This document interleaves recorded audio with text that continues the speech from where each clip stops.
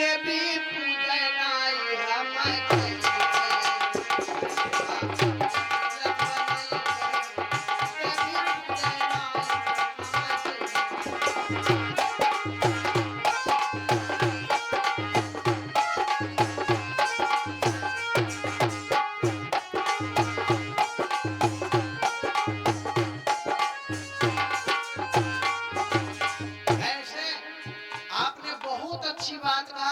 मंदिर बनाएंगे लेकिन उसमें मूर्ति कौन बैठाएंगे? बहुत बढ़िया विचार करो, बड़ा सुंदर भाव दिया है कवि ने। क्या सास मेरी गौरा ससुर महादेव,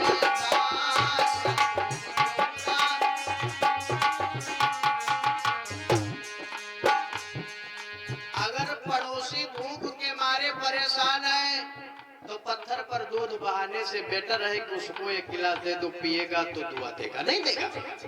भाइयों, सासु मेरी गौरा ससुर महादेव,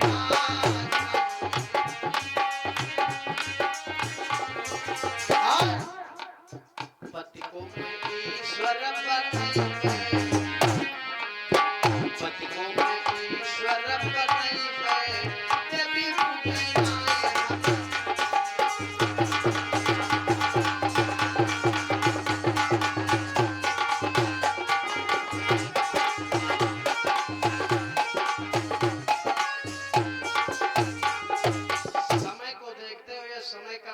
संकेत में समझो, इसलिए अपने परिवार में खेल में कभी विपश्यना ध्यान केंद्र समय लगे आप लोग जाइए, उसमें सब यही बताया जाता है, यही सब सिखाया जाता है। आइए एक बार जयकारा लगाओ, सीधे कथा की तरफ जहाँ की देखो। हम जानित है गाड़ी बारात हम चाहे जत्ती जाए, लेकिन लोगन की नजर मालूम कौने वाली गाड़ी बारात है, जिसमें दुल्हा बैठे दुल्हा वाली गाड़ी करनी है। और वह गाड़ी भले चाहे जत्ती खराब हो, लेकिन लोगन की नजर वह गाड़ी बारात है कि दुल्हा कहीं मां बैठा है। और ये कथा की दुल्हा है झांकी, हम जानित है सबका मन वो है डटा पड़ा है। खैर झांकी सुनो, देखो जिस समय बाबा साहब अम्बेडकर की शादी हो गई, माता रमाबाई जैसी जीवन संगिनी साथ में आती है, लेकिन भीमराव अम्बेडकर ने पढ़ाई करना नहीं छोड़ा, पढ़ाई करना नहीं छोड़ा। भाइयों, अब चूंकि घर की स्थिति बहुत अच्छी नहीं थी, 18-20 घंटे पढ़ाई करने के लिए यहाँ तक लैंटेन में तेल भी नहीं पूरा पड़ता था। तो भीमराव अम्बेडकर मोमबत्ती जला जला करके पढ़ाई किया करते थे। मोमबत्ती भी जब नहीं रहती थी तो गांव से बाहर बिजली के खंभे में जो तार में बल्ब लगा होता था, उसकी रोशनी में बैठ करके भीमराव अम्बेडकर रात भर पढ़ाई किया करते थे। आइए गौर करते हैं। एक दिन का समय है, भीमराव अम्बेडकर गांव से बाहर बैठे एक बल्ब की रोशनी में पढ़ाई कर रहे थे। गौर करिएगा भाइयों,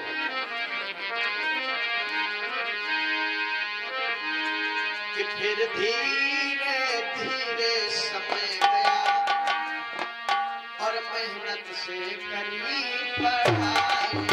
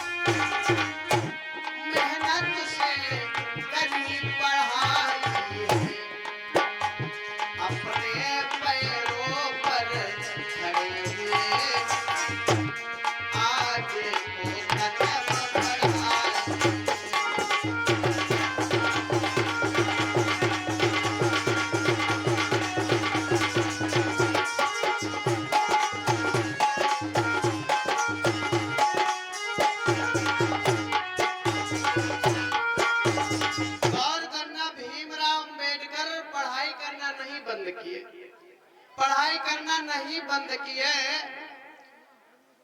लोगों, मेहनत करके पढ़ाई कर रहे हैं। अब इनकी तो इच्छा थी, क्योंकि इनको जिसको ठेस लग जाती है एक बार तो चलने का ज्ञान हो जाता है उसको कि कैसे चला जाता है। भाइयों, अब शिक्षा की ताकत भीमराव बाबा साहब को उसी दिन पता हो गई थी जिस दिन अध्यापक ने नाम नहीं लिखा था, स्कूल से भगा दिया था। भीमराव ने सोचा कि अगर शिक्षा ऐसी वैसी वस्तु होती तो अध्यापक में आसानी से दे देता। आज गांव से बाहर बिजली के खंभे में तार में लगा बल्ब, उसकी रोशनी में अंबेडकर पढ़ाई कर रहे। गौर करना। तो उनके एक मित्र हुआ करते थे, हालांकि जात के ब्राह्मण थे। अब एक बात और बताएं, हरि ब्राह्मणों खराब नहीं होते, क्योंकि इन सबका ब्राह्मणीकरण हुआ है, और जिनका ब्राह्मणीकरण हुआ है वो तुम्हारा सामाजिक मिले, भले वो जनेऊ डालत हो, क्योंकि उनका ब्राह्मणीकरण हो चुका है। भाइयों, तो जात के ब्राह्मण थे जिनका नाम था कैलूसकर। गौर करेंगे तो कैलूसकर ने देखा, उसी रास्ते से जा रहे थे कैलूसकर, उस गली से जब जा रहे थे लोगों,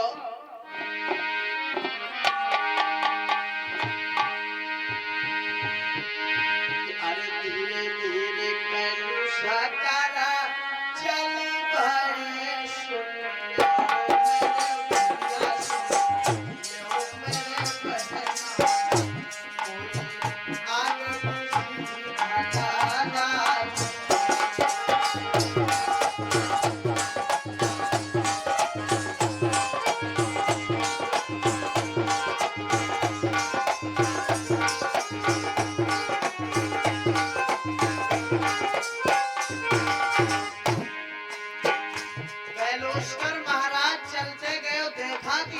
रात को यार 2 बज रहा है और भीमराव अम्बेडकर एकांत में सुनसान जगह पर पढ़ाई कर रहा है। जाकर के पूछने क्या बात है।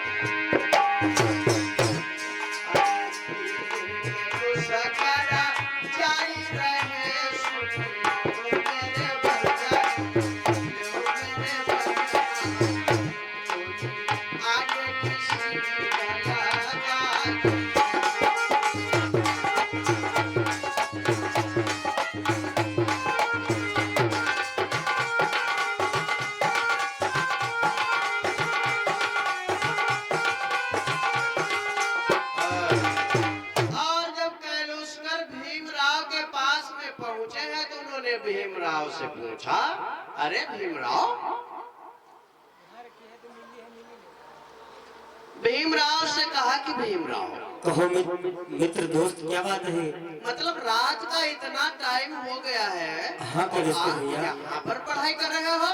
अरे पढ़ाई करना तो मेरा कर्तव्य बनता है, क्योंकि और रात में मेरी पढ़ाई हो नहीं पाती है, इसलिए एकांत में बैठकर इस बल्ब की रोशनी में पढ़ रहा हूँ भैया। बहुत अच्छी बात है, बहुत अच्छी बात है, लेकिन घर में का व्यवस्था नहीं है। देखो तो ठंडी का मौसम है और तुम यहाँ गांव से बाहर बैठे पढ़ाई कर रहे हो। मतलब क्या भैया, जो मोमबत्ती से पढ़ाई करता था उससे मेरी पढ़ाई नहीं पूरी हो पा रही है, इसीलिए मैं गांव के बाहर आके इस बल्ब की रोशनी में पढ़ाई कर रहा हूँ भैया। भीमराव अम्बेडकर ने कहा कि घर की स्थिति इतनी अच्छी नहीं है मित्र, जो कि मैं वहां पर लालटेन में दीपक में तेल जला करके पढ़ाई करूं।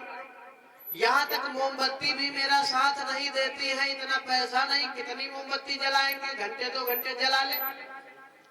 भाइयों, भीमराव अम्बेडकर ने कहा इसलिए मैं यहाँ पर, हमारा खर्चा भी नहीं हो रहा, पढ़ाई भी हो रही है, और हमारी तो इच्छा भी और थी कि मैं विदेश में जाकर के पढ़ाई करूं। जब ये कहा कि विदेश में जाकर के पढ़ाई करूं, तो कैलूसकर ने कहा शायद भीमराव तुमको नहीं मालूम है क्या, वो जो गायकवाड़ बड़ौदा नरेश है, हाँ कोल्हापुर के, अच्छा कोल्हापुर वाले में शायद आपको नहीं मालूम होगा, उन्होंने 50% आरक्षण की घोषणा इस दलित शोषित पिछड़े वंचित आदि पिछड़े लोगों के लिए दिया है। अच्छा। आप लोगों के लिए दिया है। अच्छा तो ना हो, हमारे उनसे बहुत अच्छे संबंध है। अच्छा। तो आप मेरे साथ चलो और हम उनसे मिला देंगे। हो सकता है वो तुम्हारी मदद कर दे और तुम्हारी पढ़ाई पूरी हो जाए। क्यों नहीं भैया, इतना बड़ा एहसान हो जाए हम पे तो बहुत अच्छी बात रहेगी।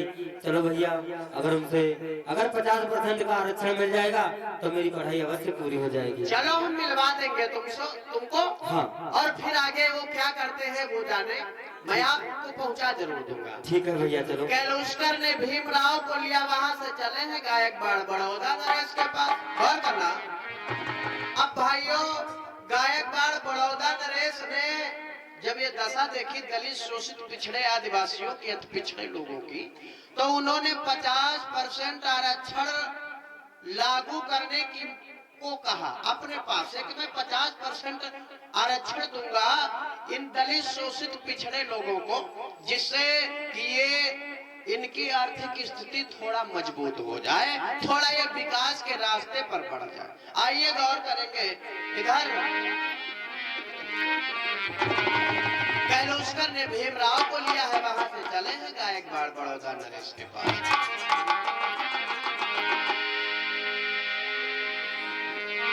बोलिए भगवान बुद्ध की, बाबा साहब जी। अच्छा जयकारा लगावत जाओ, काहे इतना रोज बोला जयकारा लगावत रहो तुम पंच के, हमका देखेगे नहीं लगावत तो हमारे मगरूरी में।